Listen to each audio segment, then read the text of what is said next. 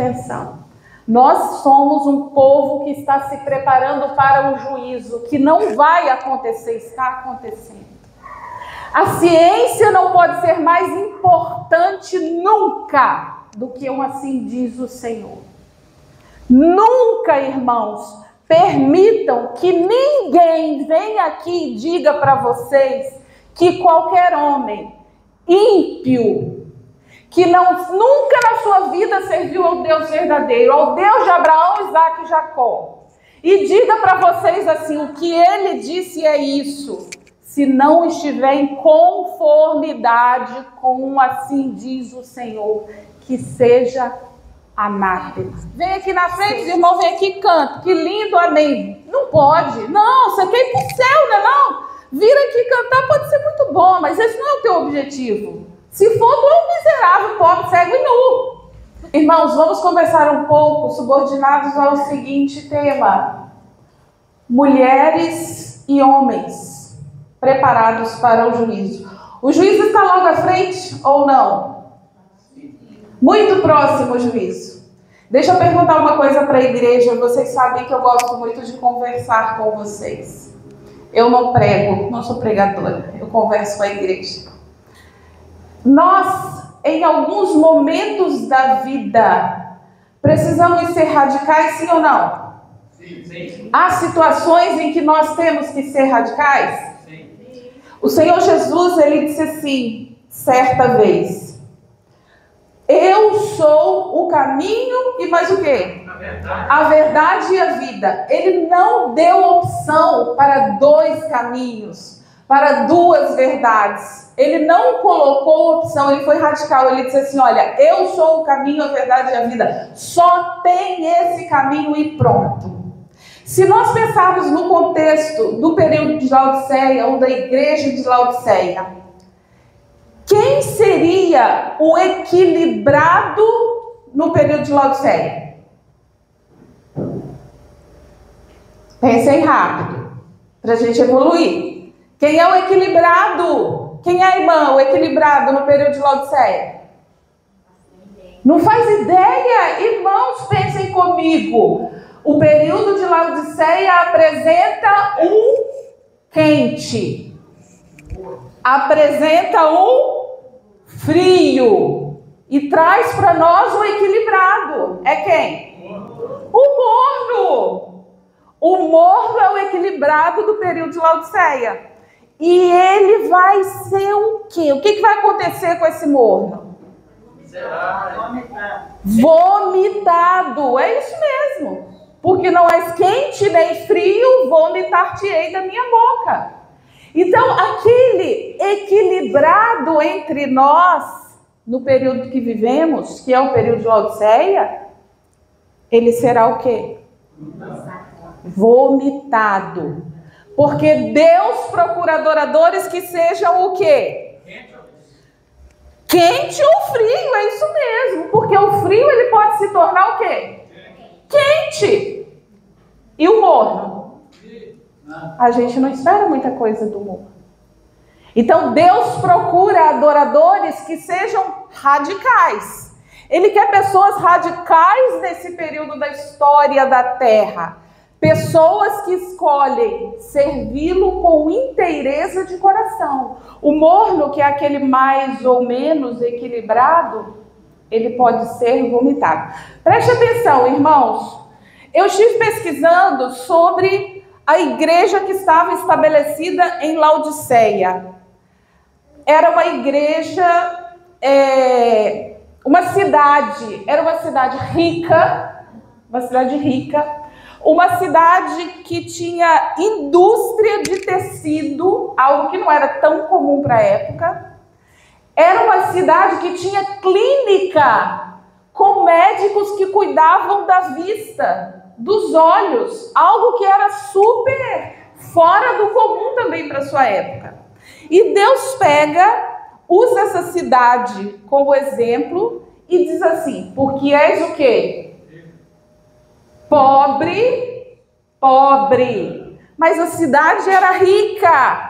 Olha só que contrassenso. A cidade era rica e Jesus diz assim, olha, porque és pobre, sendo rica a cidade, porque és cego, mas lá tinha clínica de olhos, isso era assim, muito à frente do seu tempo para a época.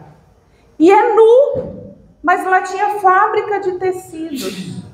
Por que, irmão, será que Jesus usou essa alegoria tão contrária, chamando de nu uma cidade que é fabricante de tecidos, chamando de pobre os moradores de uma cidade que é rica, e chamando de cego aqueles que tinham em sua época à sua disposição clínicas que cuidavam dos olhos? Por quê? Será que por morar numa cidade muito top, esse povo não se achava muito bom? Eles achavam assim, para a época deles, eles eram muito bons, porque a cidade deles era muito top. Qual a semelhança isso pode ter conosco hoje? Se é que há alguma. Qual a semelhança? E eu escuto um longo silêncio, vocês sabem que eu não vou avante. Qual a semelhança isso pode ter conosco hoje? Nós que somos o povo que faz parte do período de Laodiceia, corremos esse risco. Rico sou e... Por quê? Porque conheço tudo da palavra de Deus? Há alguma verdade que não foi revelada a nós? Não. Há alguma verdade que não foi revelada a nós, irmãos? Sabe qual é o grande perigo? É que na maior parte das vezes o maior cego é aquele que não quer ver. Verdade ou mentira? O maior cego geralmente é aquele que não quer ver.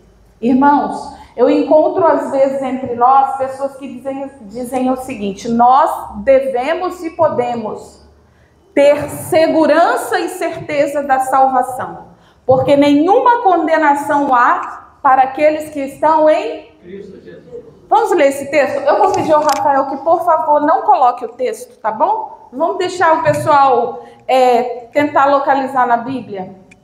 Vamos ler esse texto de Romanos 8? Romanos, capítulo 8, nenhuma condenação há. Vamos destrinchar um pouquinho esse texto. Romanos 8, vamos ler o verso 1 e 2. Alguém encontrou e pode ler, por favor? Ninguém tem Bíblia? Eu escutei alguém falando isso? Ninguém tem Bíblia? A irmã vai ler. Lê bem alto, irmã. Portanto, agora nenhuma condenação há para os que estão em Cristo Jesus, que não andam segundo a carne, mas segundo o Espírito.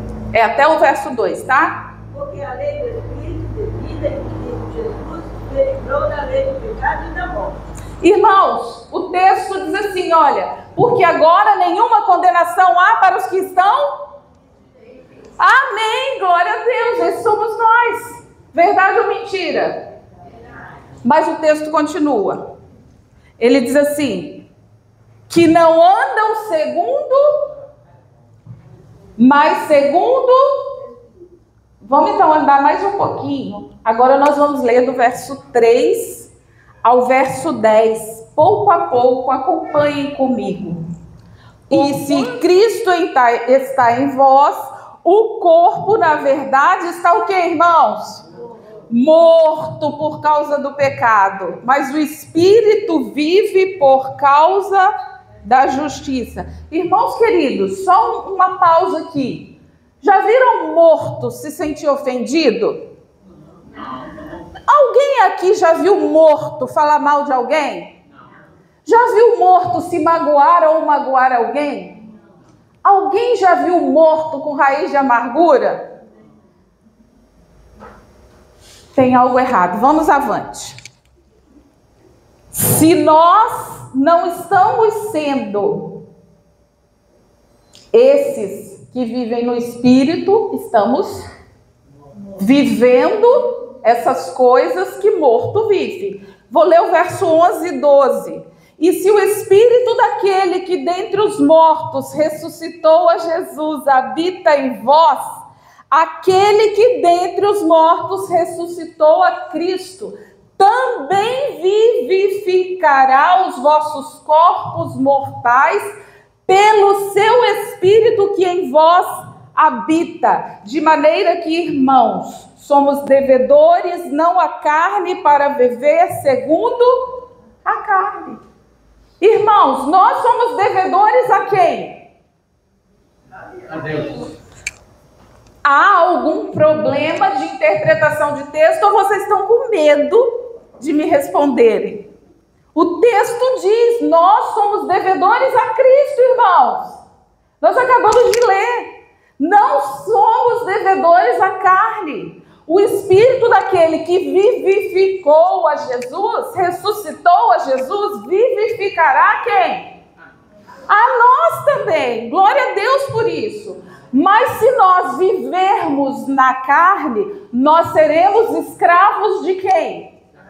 Da carne. E quais são as obras ou os frutos da carne? Imoralidade sexual, impureza, devassidão, idolatria, feitiçaria, inimizade, desavença, ciúme, ira, egoísmo, dissensões, facções, inveja, embriaguez, orgias e coisas semelhantes, segundo Gálatas. Irmãos, nós temos duas opções aqui, se queremos ser aqueles para os quais é dito, nenhuma condenação há para os que estão em Cristo Jesus, que não vivem segundo a carne, mas segundo o Espírito. Não praticam tais obras da carne, mas vivem sendo vivificados pelo Espírito de Cristo.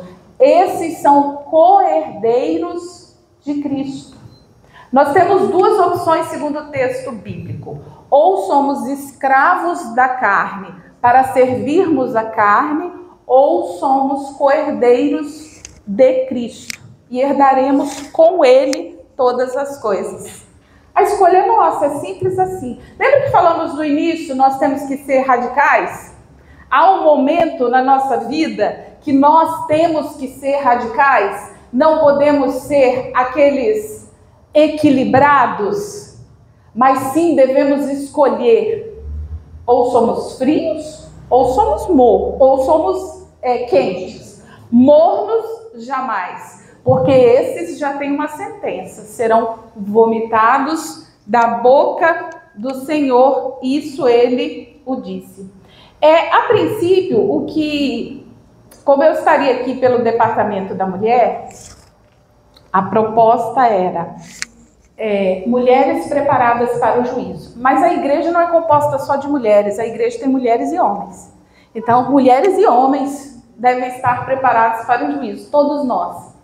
Mas, enquanto eu escrevia sobre isso e pesquisava a palavra de Deus e os livros, irmãos, e analisando a própria experiência minha na minha carreira cristã e das minhas irmãs, o maior desafio, o maior gigante de uma mulher, especialmente se for uma mulher forte, é vencer primeiro o próprio eu. Depois do próprio eu, sabe qual é o próximo gigante? Alguém arrisca? Alguma mulher arrisca? Estou baixinho, alguém fala carne? As vontades da carne. Essa é comum a todos nós e está incluído no eu. Tem uma específica, irmãs. Após o desafio do próprio eu, vem o desafio da outra. O maior gigante, viu, Maria? Na vida de uma mulher forte, depois dela mesma, é a outra.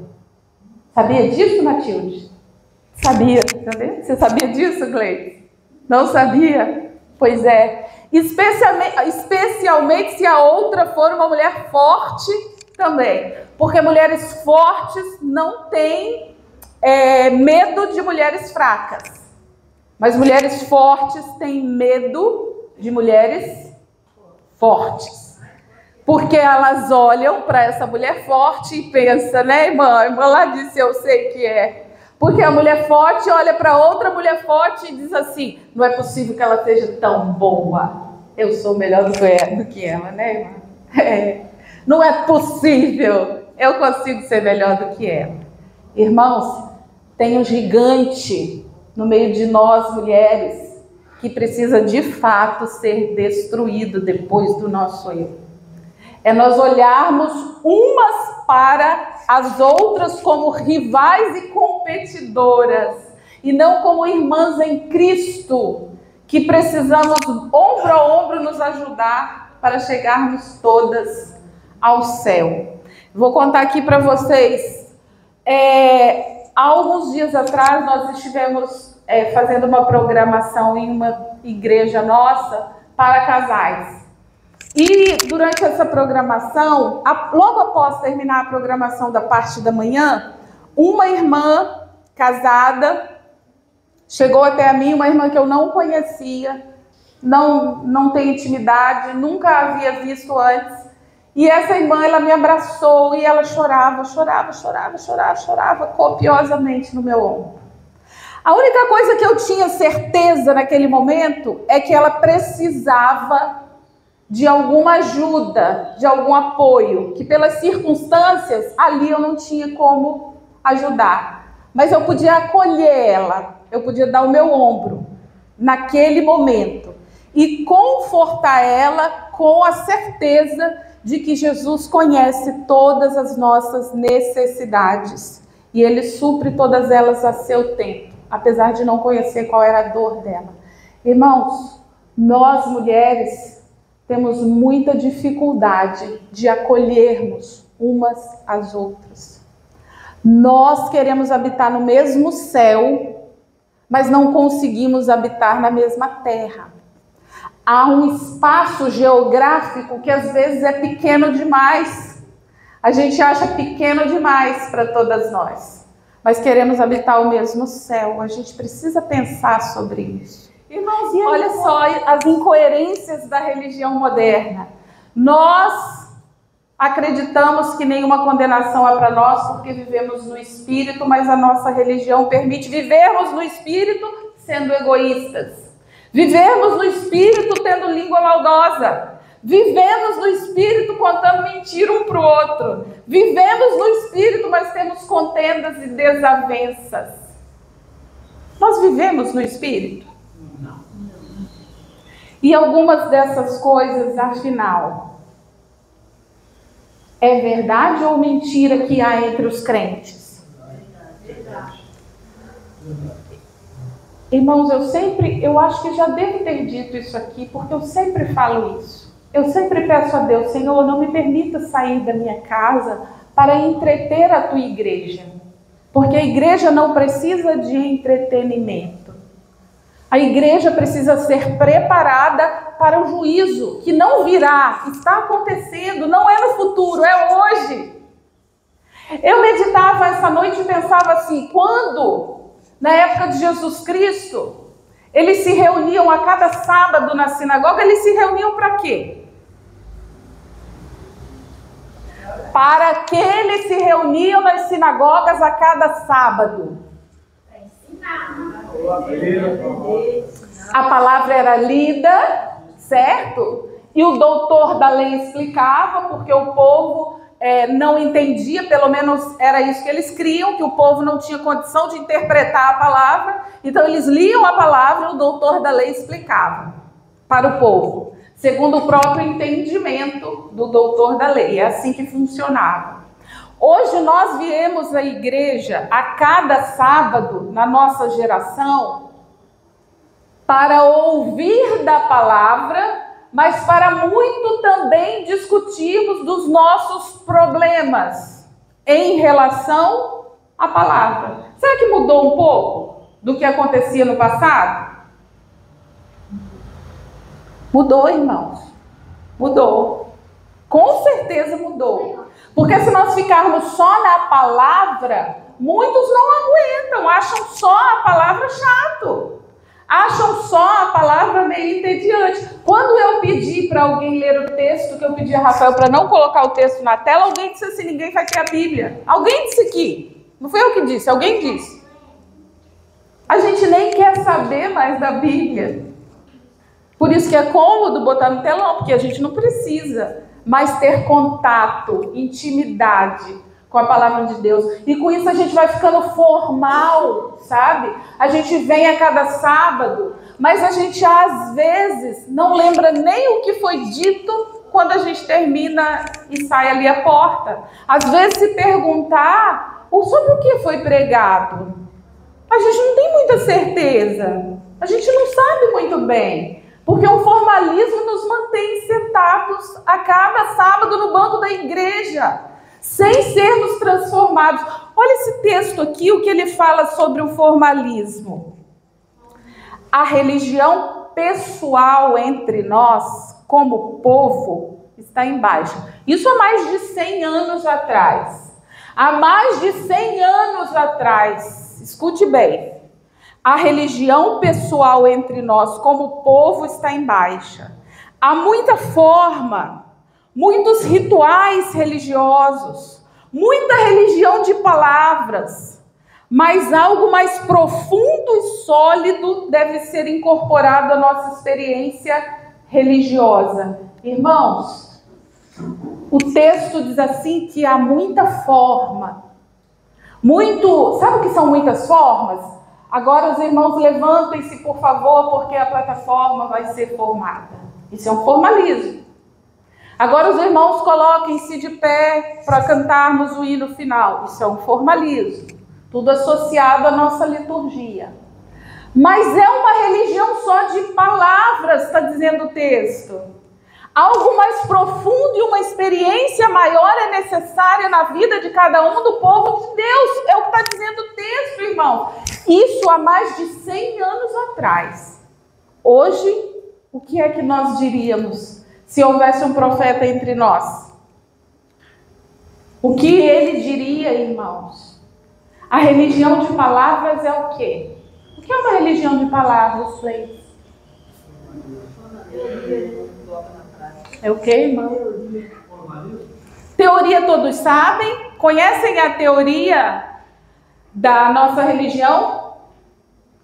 Conhecem a teoria da nossa religião? Sim. Mas são muitas palavras, com pouca experiência profunda. Eu vi um irmão em uma palestra ensinando, sabe? Ele estava revivendo a história dos nossos pioneiros. Sabem por que foi criada a primeira lição da escola sabatina? Eu não sabia, fiquei encantada de saber. A primeira lição da escola sabatina foi criada com um único objetivo: ensinar profecias aos jovens. Olha que coisa linda, irmãos. A primeira lição da escola sabatina foi planejada para que os jovens daquela época pudessem aprender sobre profecias. Hoje, quando nós planejamos qualquer coisa, se nós analisarmos a ordem de prioridades, talvez a gente tenha invertido um pouco. Se nós pensarmos em uma programação para mulheres, para homens, para jovens, para crianças, talvez o principal objetivo não seja espiritual. Só que tem um detalhe: para estarmos homens e mulheres preparados para o juízo, não tem como ser comendo pão e circo. Pão e circo não prepara ninguém para o juízo, irmãos. Às vezes a irmã Mônica pode parecer que tem a língua um pouco pesada, só que ninguém é preparado para o juízo com pão e circo. Entretenimento não te leva diante do juiz de toda a terra e te habilita a estar sendo contado entre os salvos. Eu coloquei aqui para me lembrar de compartilhar com os irmãos uma experiência. Há alguns meses eu estava fazendo uma programação em uma igreja, nós estávamos fazendo, e eu estava falando sobre ansiedade e depressão. E durante essa palestra da manhã, eu estava colocando em xeque todo o sistema científico do tratamento, tanto do psicólogo como do psicanalista, com o paciente em depressão, ansiedade ou qualquer um desses chamados transtornos da mente. Preste bem atenção, igreja. Em nome de Jesus, preste bem atenção no que eu vou falar com você. Hoje de manhã, na escola sabatina, tinha um tópico, o segundo tópico, que falava, a segunda pergunta, que falava sobre a ciência, acrescentai a vossa fé a virtude, e a virtude a ciência. E a ciência verdadeira é aquela que te conduz ao conhecimento de quem? Do verdadeiro Deus. Então, qualquer ciência que é colocada à prova e ela não te conduz ao conhecimento do verdadeiro Deus, ela é lixo. E eu falava isso porque os irmãos sabem que eu trabalho com psicanálise. Então, eu estou acostumado a lidar com pessoas que me procuram para auxiliar no tratamento de depressão, ansiedade, borderline, qualquer tipo de transtorno que convencem as pessoas que elas têm. E eu dizia que assim como Freud, Lacan e toda essa galera, é tudo lixo quando a gente submete ao escrutínio da palavra de Deus. Que o que importa para uma pessoa que está doente da alma, porque psicologia significa o estudo da alma. Eles inverteram e colocaram o estudo da mente, mas não é o estudo da alma. E para você estudar a alma, se não for segundo o escrutínio da palavra de Deus, é lixo. E o que a ciência me ofereceu nas universidades, olhando por esse aspecto, foi lixo. E eu falava sobre isso nessa palestra. E aí, quando eu terminei, um rapaz, um irmão me parou, quando eu saí, e falou assim: irmã Mônica, eu gostaria de conversar com você. Falei, pois não. E aí, ele me encostou literalmente contra a parede e disse assim: você esteve numa universidade? Estive. Você estudou? Estudei. E como é que você coloca a ciência abaixo e você oferece para a igreja textos que foram escritos há mais de 100 anos.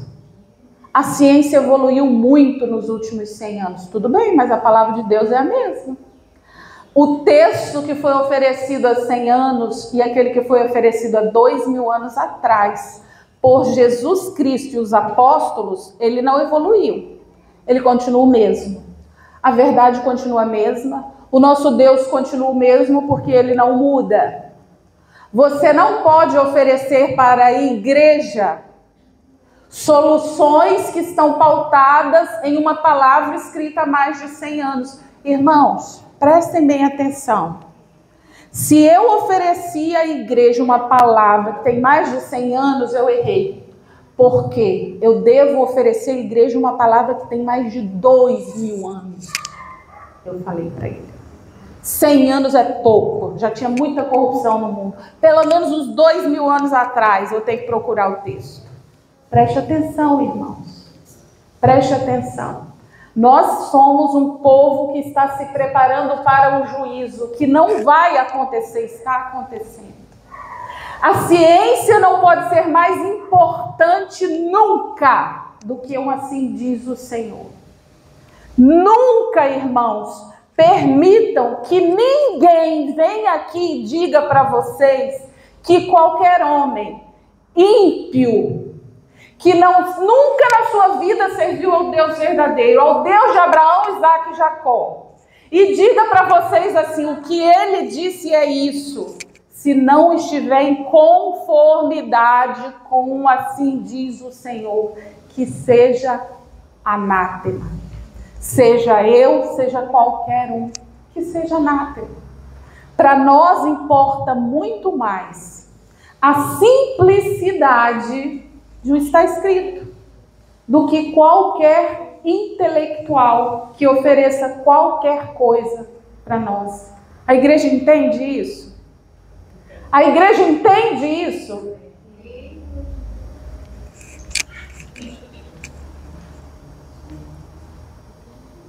O plano de Jesus Cristo sempre foi e sempre será salvar o seu povo. Sempre foi e sempre será. Preste bem atenção. No Sinédrio haviam 71 juízes. Sabe o que esses 71 juízes faziam, irmãos? Sabem o que esses 71 juízes faziam? Julgavam, mas eles cuidavam do réu. O réu era considerado alguém que precisava ser cuidado, um inocente, até que fosse condenado e considerado culpado. Preste atenção nisso. Qual era a função dos 71 juízes, irmã? Eles recebiam aquele réu e tinham que protegê-lo. Durante o julgamento, se todos os 71 juízes considerassem que aquele réu era culpado, sabe o que acontecia? Ele era solto. Ele era considerado inocente. Sabe por quê? Porque era obrigação daquele colegiado de juízes encontrar ao menos um deles que defendesse aquele culpado, aquele condenado, aquele réu. Se nenhum deles defendesse, todos considerassem ele culpado, ele tinha que ser solto imediatamente, porque algo estava errado naquele julgamento. Agora, se a maioria considerasse que ele era inocente, imediatamente ele era solto. Ele era considerado livre. Agora, se a maioria considerasse ele culpado e alguns considerassem ele inocente, sabe o que eles tinham que fazer? Eles tinham que ir para casa, passar 24 horas meditando e estudando aquele caso. E aí eles voltavam após 24 horas e aqueles que haviam considerado ele inocente não podiam mudar o voto. Mas aqueles que haviam considerado ele culpado tinham o direito de mudar o voto. E ainda era possível procurar pela cidade se haviam algumas pessoas que pudessem testemunhar a favor daquele réu. Irmãos, o que a gente consegue entender nesse plano do Sinédrio?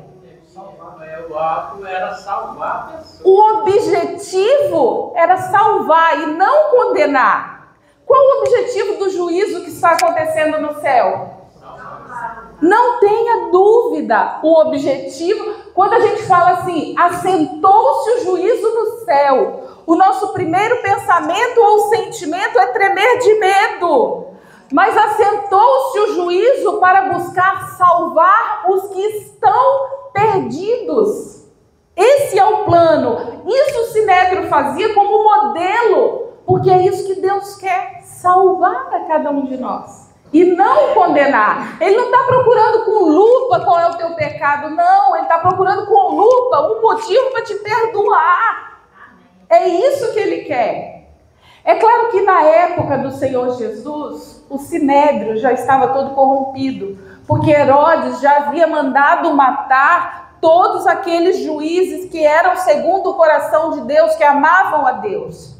E ele colocou no lugar dele juízes que eram segundo o seu próprio coração carnal e corrompido. Por isso o julgamento do Senhor Jesus foi uma aberração jurídica. Tudo que não era possível acontecer, aconteceu. Mas o juízo que está acontecendo no céu, não. Esse tem o plano de te salvar. Tu não precisa tremer por isso. Tu não precisa sentir medo. Vamos reler o texto de Apocalipse 11, verso 1. Quem encontrar pode ler, por favor.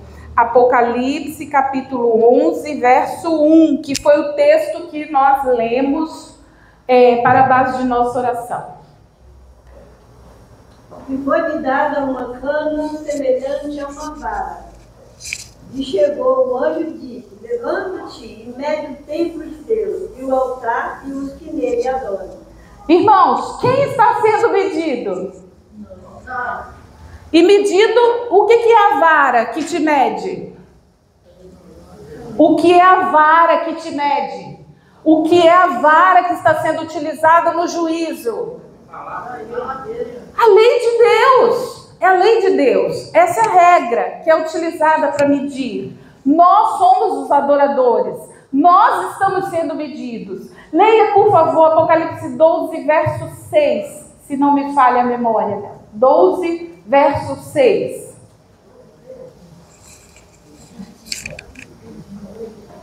A mulher fugiu, Esse. A mulher fugiu para o deserto, para um lugar que lhe havia sido preparado por Deus, para que ali a sustentasse pelo período de 1260 dias. Olha só, a mulher é a igreja. Ela fugiu para o deserto. Agora é interessante que depois que a igreja foge para o deserto, sabe o que acontece? Se você continuar lendo, você vai ver que a igreja, a mulher, ela some da história. Depois dali, há um lapso com essa mulher. Ela desaparece. Lê o 17, 12, 17. Então irou-se tremendamente o dragão contra a mulher e partiu para atacar o restante de sua descendência, que obedece aos mandamentos de Deus e se mantém fiéis ao testemunho de Jesus. Aqui, a versão dele, ela fala um pouco diferente. A maioria fala assim, irou-se contra o remanescente só. Não é isso que fala a maioria? Irou-se contra o remanescente da mulher. Irmãos, prestem atenção.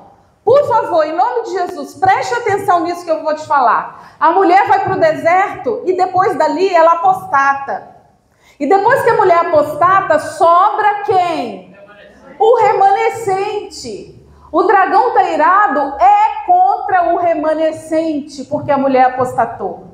Então ele saiu a pelejar contra o remanescente. E é o remanescente que está sendo medido a partir de uma vara que se chama Lei de Deus, dos 10 mandamentos. E você pode comparecer perante o juízo a qualquer momento.